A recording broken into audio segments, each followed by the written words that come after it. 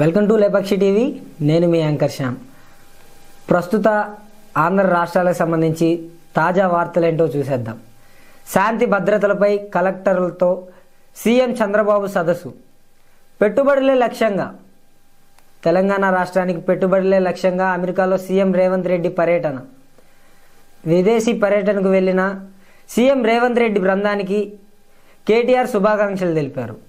పెట్టుబడుల ఆకర్షణలో విజయం సాధించాలని ఆకాంక్షించారు.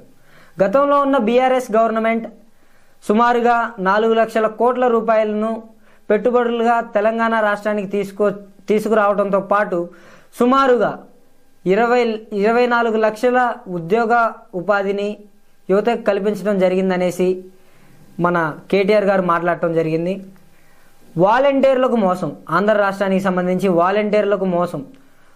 వాలంటీర్ల గ్రూపులను ఏవైతే ఉన్నాయో అప్పట్లో జగన్మోహన్ రెడ్డి గవర్నమెంట్లో ఉన్నప్పుడు వాళ్ళు స్కీమ్స్ గురించి ప్రజలకి ఎక్స్ప్లెయిన్ చేయడానికి వాళ్ళు వాట్సాప్ గ్రూపులు అనేవి క్రియేట్ చేయడం జరిగింది. ఆ వాట్సాప్ గ్రూపులను వెంటనే తొలగించాలని సీఎం చంద్రబాబు నాయుడు గారు ఆదేశాలు జారీ చేయడం జరిగింది. విశాఖలో గీతం ఆసుపత్రి వైద్యుల నిర్లక్ష్యం, ఓ నిండు ప్రాణం బలి. వైద్యులు సరిగ్గా పట్టించుకోకపోవడంతో తన భర్త చనిపోయాడని కుటుంబ సమేతంగా ఆసుపత్రి ముందు ధర్నాకు దిగిన ఝాన్సీ. టీడీపీ నేతల చేతిలో హత్యకు గురైన పెద్ద సుబ్బారాయుడు కుటుంబాన్ని వైఎస్ఆర్సీపీ నేతలు పరామర్శించారు. హత్య రాజకీయాలు చేయడానికి హోంమంత్రి అనిత ఉందని, ఇన్ని జరుగుతున్నా హోంమంత్రి అనిత పట్టించుకోవట్లేదని, ఇంత మాత్రం దానికి నువ్వు హోంమంత్రిగా ఉండడం అవసరమా అని వైఎస్ఆర్సీపీ నేతలు కామెంట్ చేయడం జరిగింది. హోంమంత్రి అనిత గారిని రాజీనామా చేయాలని వాళ్ళు ఆరోపించడం కూడా జరిగింది. ఆంధ్రప్రదేశ్ ఈ 2 నెలల కాలంలో ఏపీ అంటేనే రాజకీయ హింసకు మారుపేరుగా మారిపోయింది. పరిస్థితులు ఏమాత్రం మారటం లేదు.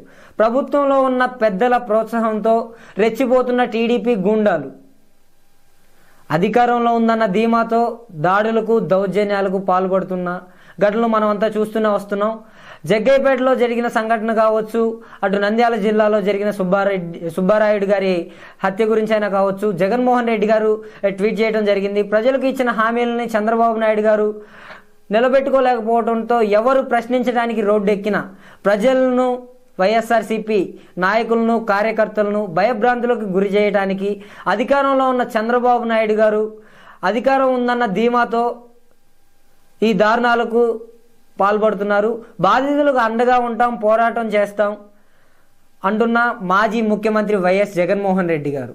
అంటే ఇక్కడ రాజకీయాలకు అతీతంగా ప్రతిపక్షంలో ఉన్నా లేకపోయినా కానీ జగన్మోహన్ రెడ్డి గారు ప్రజల వైపు నిలబడాలన్న ఆయన కృషి ఏదైతే ఉందో ఆయన ట్వీట్ రూపంలో తెలియజేయడం జరిగింది. అంతేకాకుండా తెలంగాణ రాష్ట్రానికి సంబంధించి ముఖ్యమంత్రి సీఎం రేవంత్ రెడ్డి గారు పర్యటనకు వెళ్ళడం జరిగింది. దాన్ని రాజకీయ అతీతంగా మరి కేటీఆర్ గారు శుభాకాంక్షలు, మీరు అక్కడికి వెళ్ళిన పని పూర్తి చేసుకొని తెలంగాణ రాష్ట్రానికి నిధులు తీసుకొని రావాలనేసి ఆయన ఆకాంక్షించడం జరిగింది. మరి ఏం జరుగుతుంది ఏంటి అనేసి అయితే మనం ఇంత వీక్షిద్దాం.